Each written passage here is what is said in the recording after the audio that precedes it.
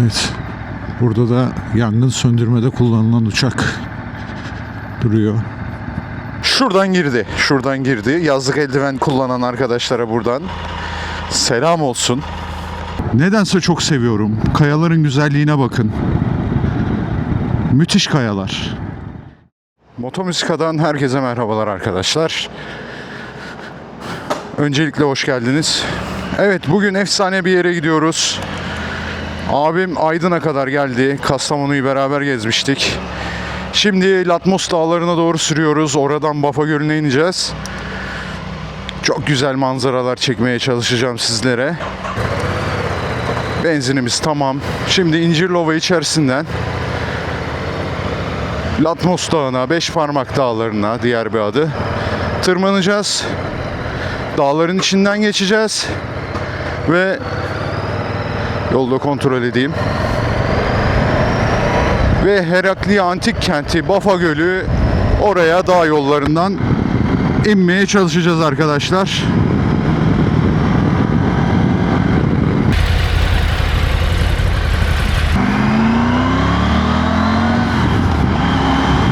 Evet, yolu ben bildiğim için doğal olarak öne geçeceğim.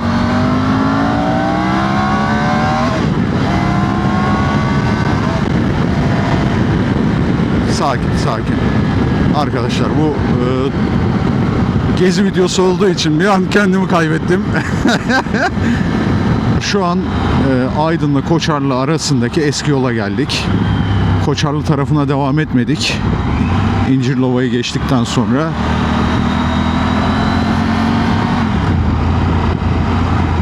Birazdan dağa doğru tırmanacağız. O dağ yoluna geldiğimizde söyleyeceğim.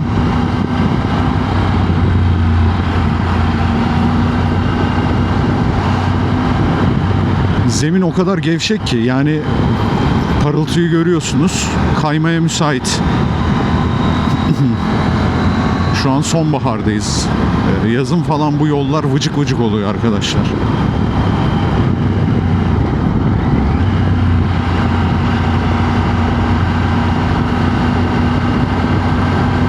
Evet.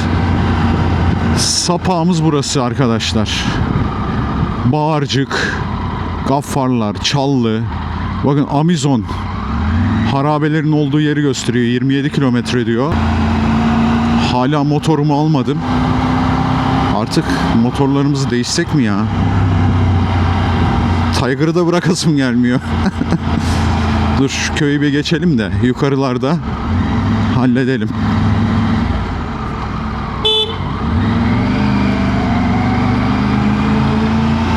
Evet arkadaşlar, yükseklere çıkmaya başladık. Bakın aşağısı Koçarlı. Bayağı dik çıkmaya başladık. Şu anda rampa çıkıyoruz.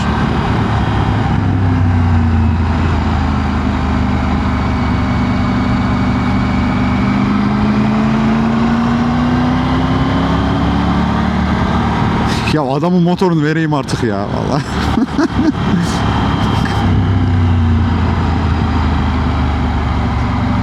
Adamın motorunu artık verelim, bir düzlük bulursam. Ama alt devirleri o kadar güzel ki bu Triumph'ın. Ha, şurada durayım, vereyim artık motorunu ya. Değil mi? Hem şöyle güzel bir manzara çekelim.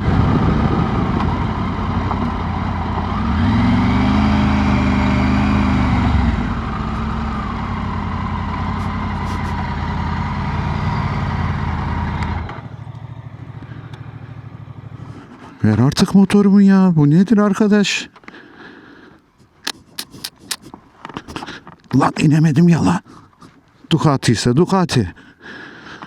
Pardon, Triumph ise Triumph. Nasıl? Bırakasın gelmedi değil mi? Ha? Bırakasın gelmedi. Ver artık motorumu. Al canım, Allah Allah. Bu aşağısı Koçarlı. Bak şuradaki düz yoldan geldik. İleriki yerleşim yeri İncirlova. Şu düz yoldan geldik. Koçarlı'dan sola döndük. Girmeden içine. Oğlum ne kadar verimli topraklarla. Pamuk bile yetişiyor adamların topraklarına. Tabii burada her şey yetişiyor.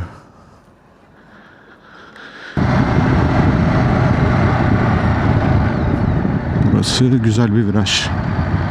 Evet. Çulhalar Köyü. Şimdi bunun içinden geçeceğiz.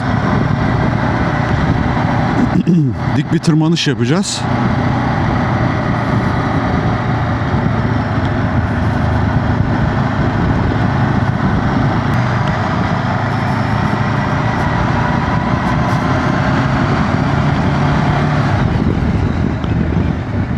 Evet, Latmos Ziyaretçi Merkezi.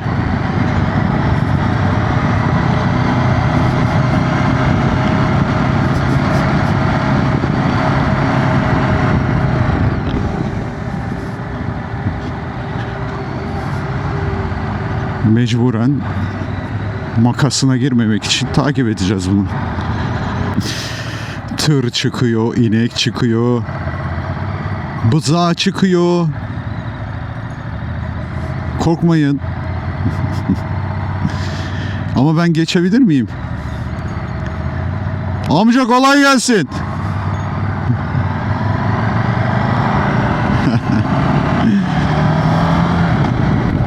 Evet, Latmos Dağı'nın içine giriş yaptık arkadaşlar. Bu dağ yolundan Bafa Gölü'ne kadar ineceğiz.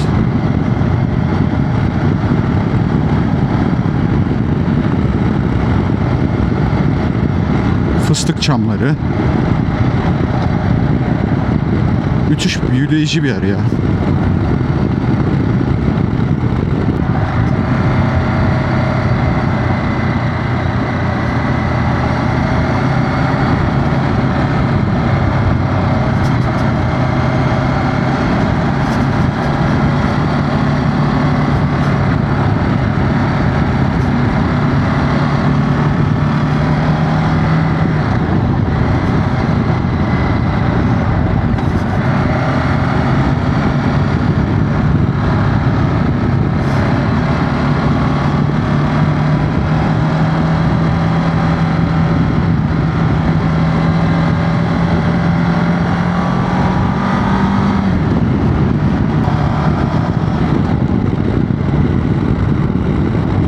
Manzara gittikçe güzelleşiyor.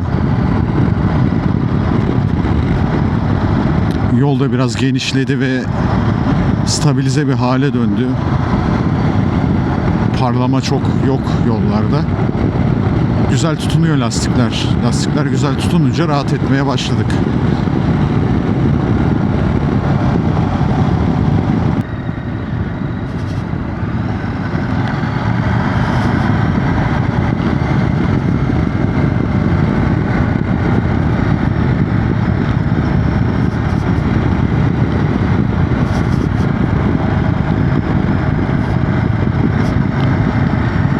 Burada bir köy daha var. Neydi bunun adı? Bağırcık. Evet. Buradan sola dönüyoruz. Tamam, doğru yolu buldum. Burası da Latmos Beşparmak yürüyüş yoluna gidiyormuş. Biz buradan devam edeceğiz. Çöllen Asar Kalesi.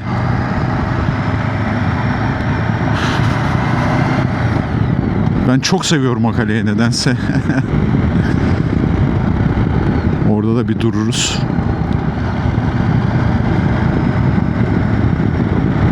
Kayaçların içinden, fıstık çamlarının içinden mükemmel bir doğa.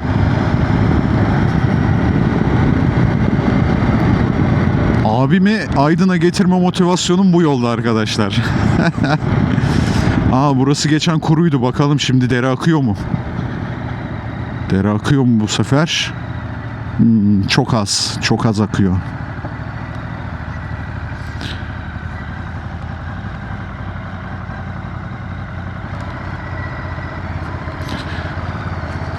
Şuranın güzelliğine bakar mısınız ya? Şöyle ayağa kalkayım da.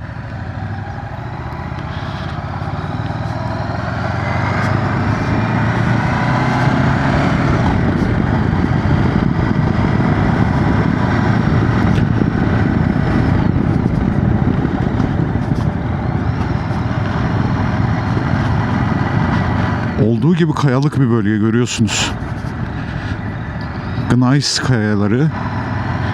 Bakın şurada ileride Çöllen Asar Kalesi. O kayanın üstünde.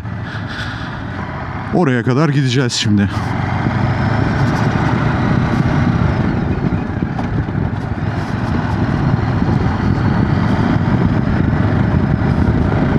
Nedense dere gördüğüm zaman dere akay dere şarkısı aklıma geliyor.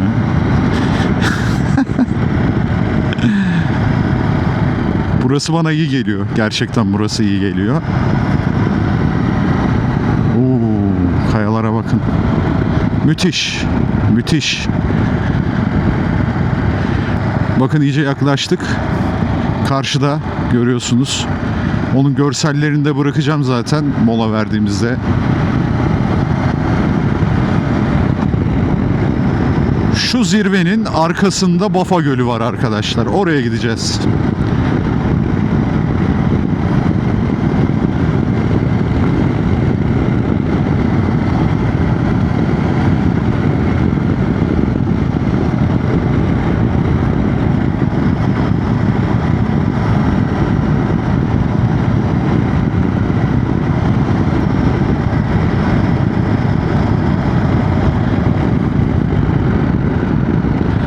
Evet.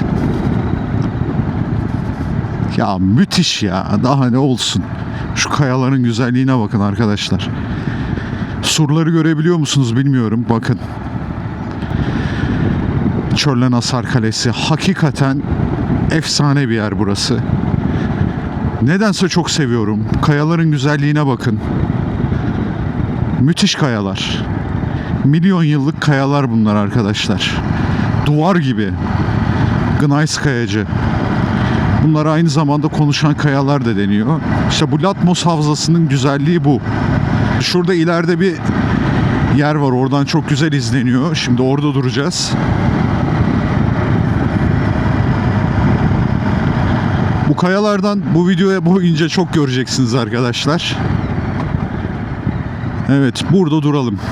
Şurada bir boşluk vardı. Evet, hatırladığım gibi aynen.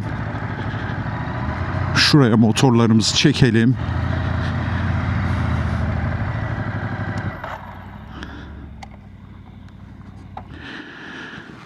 Buradan ileriye devam edeceğiz.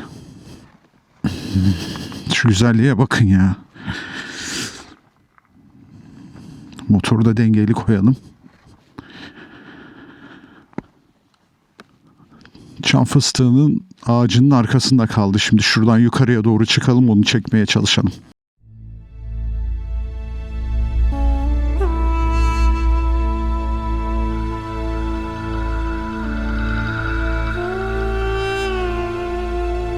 Antik dünyadaki adıyla Latmos, şimdiki adıyla Beşparmak Dağları'ndayız.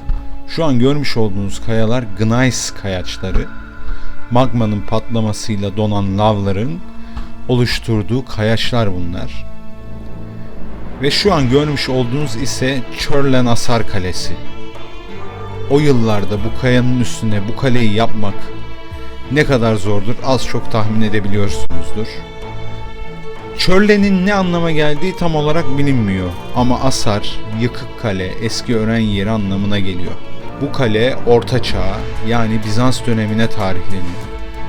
Kayalara oyuklar açılarak surlar üst üste inşa ediliyor. Molos kullanılmış yani küçük taşlar. Çünkü daha büyük taşların buraya çıkarabilmesi o çağlarda gerçekten zormuş anlaşılan. Kapadokya'daki gibi hava koşullarının Gneiss kayaçlarını aşındırması ile ilginç şekiller oluşmuş. Baktığınızda insan suretine benzeyen kayalara rastlıyorsunuz. Çok sayıda. Bu sebeple konuşan kayalar denmiş. Bu durumdan etkilenen insanlar binlerce yıldır tanrıların evi, tanrıların oyun alanı, tanrıların yaşadığı dağ gibi isimler vermişler Latmos Dağı'na. Latmos çok ilginç bir yer. Buraya her geldiğimde sanki gerçek dünyadan soyutlanmış gibi hissediyorum arkadaşlar. Burası başka bir dünya sanki. Gerçekten buralara gelip bu havayı tecrübe etmenizi çok isterim. Bence ülkemizin en güzel yerlerinden birisi burası. Burayı tarif edemeyeceğim duygular yaşıyorum. Buna maneviyat mı dersiniz, mistik bir hava mı dersiniz? Ben tam tanımını yapamıyorum işin açıkçası. Konuşan kayalar gerçekten konuşur sanki sizle ve bir şeyler anlattıklarına inanırsınız. Ve bu kayaçların kaç yaşında olduğunu söylediğimde belki inanmayacaksınız ama 550 ile 700 milyon arası.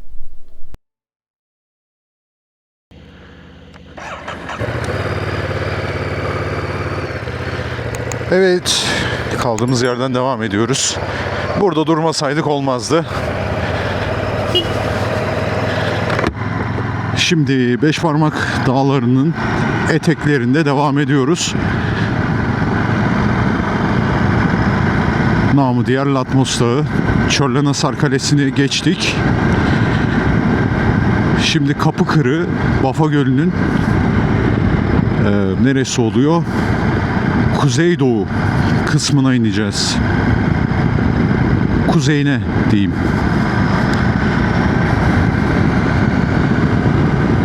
Bu yolda güzelmiş. Ben buraya ilk defa geldim. Bir nasip olmamıştı Latmos Dağı'ndan Bafa'ya inmek.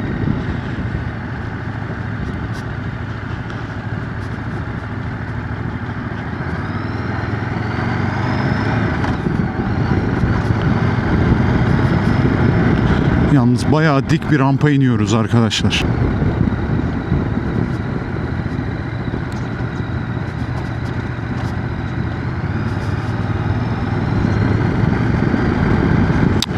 Geldiğimiz yol yukarıda kaldı.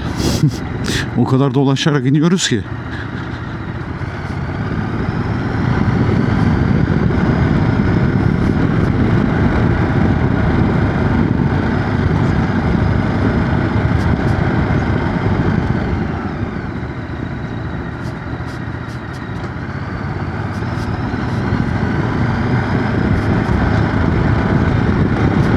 Evet, fıstık çamları bitti artık. Zeytin ağaçları başlıyor. Beşparmak Dağları, Latmos. Gerçekten harika.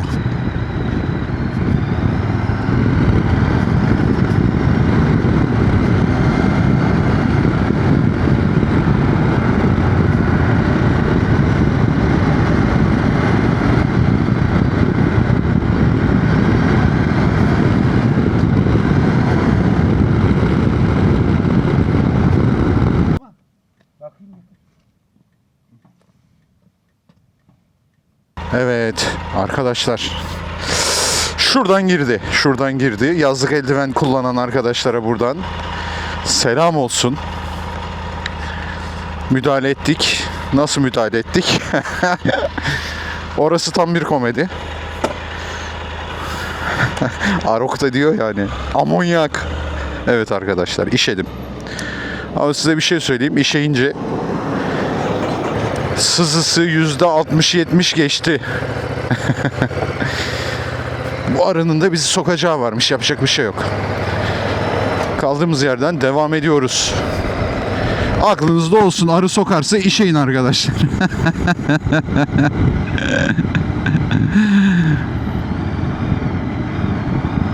Abim geçeyim diye bekliyor büyük ihtimalle. Çünkü navigasyon bende.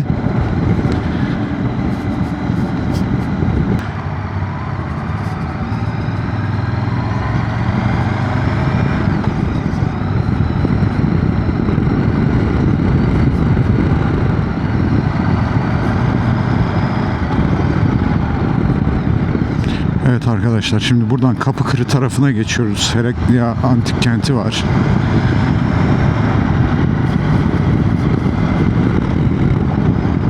Beşparmak Dağları'nın, yani Latmos Dağı'nın arkasına dolaşmış olduk böylelikle.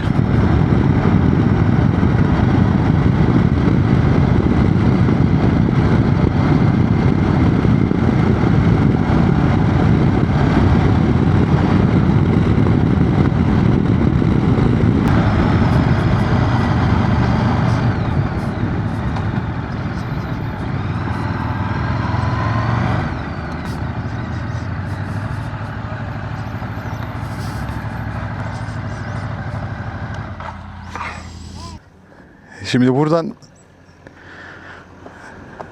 balık yemeye gidelim. Buradan balık yemeye gidelim. Bir de Herakli Antik Kenti var. Herakli'yi boş ver gidelim ya.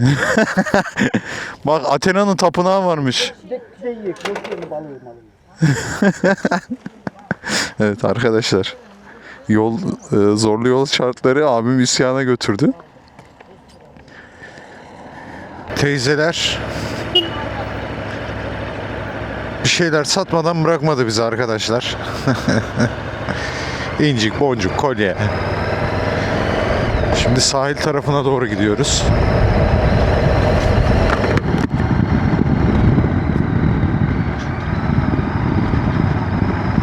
Bir şeyler atıştırdık, ayıptır söylemesi.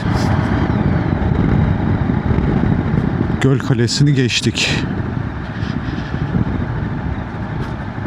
Kapıkırı bölgesi Herakliya Antik Kenti eski adı. Her yerde bir tarih yatıyor. Görüyorsunuz. Yani burayı gerçekten ayrıntılı gezmek isterseniz 3 gün bile zor yeteceği söyleniyor. Manastırlar, kiliseler. 4 tane ada olduğu söyleniyor Vafa Gölü'nde. Bakın karşıda da bir ada kalesi var. Oraya büyük ihtimalle teknelerle gidiliyor. Biz şimdi sahile gideceğiz.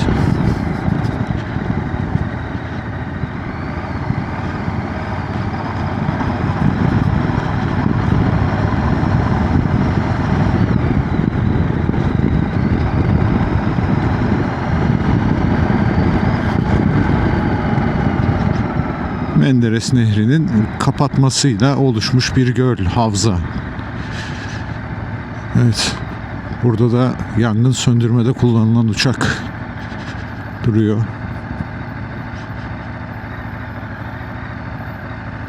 Öyle şurada duralım.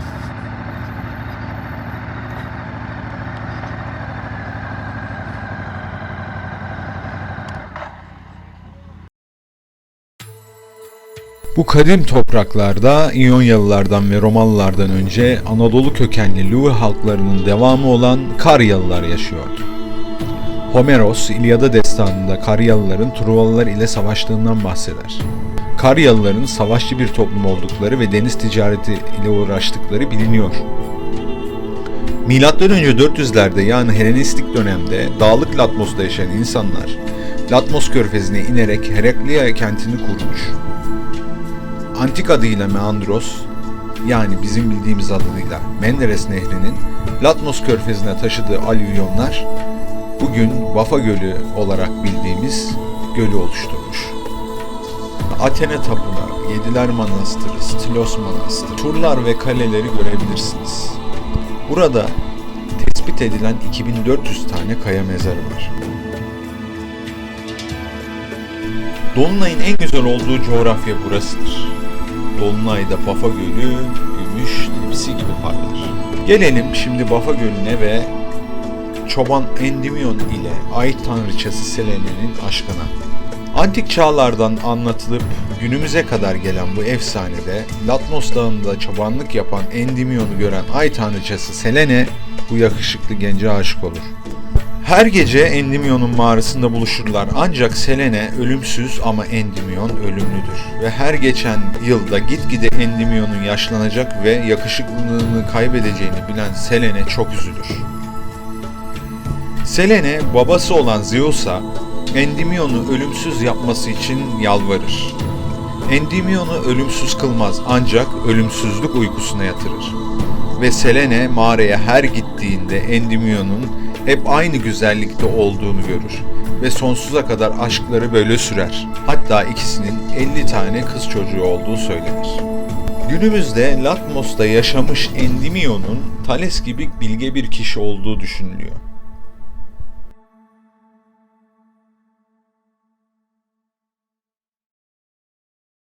Vafa Gölü'nden ayrılıyoruz. Buraya kadar izlediğiniz için çok teşekkür ederim. Bu da yangın söndürmede düşen uçak. Buraya çekmişler.